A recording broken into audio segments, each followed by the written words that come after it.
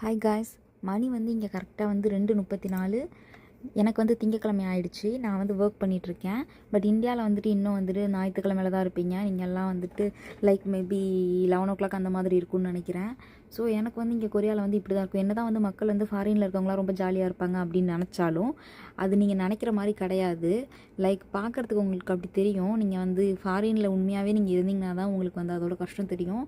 But நான் வந்து இங்கே வந்து மாஸ்டர்ஸ் படிச்சுட்ருக்கேன். நான் வந்து எலக்ட்ரானிக்ஸ் இன்ஜினியரிங் அப்படின்றனால நான் வந்து இந்த மாதிரி தான் படிச்சுட்ருக்கேன்.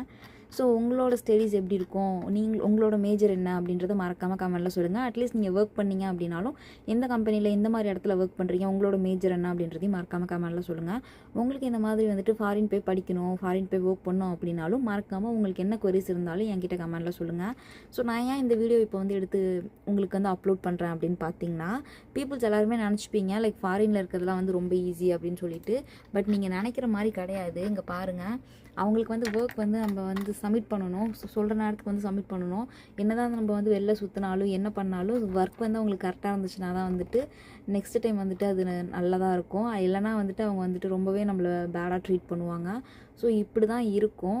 ஈவன் நம்ம இந்தியாலையுமே அப்படி தானே, நம்ம ஹெச்ஆரோ இல்லை வந்து நம்ம மேனேஜரோ யார் எந்த ஒர்க் சொன்னாலும் நம்ம செய்கிற மாதிரி தானே இருக்கும்.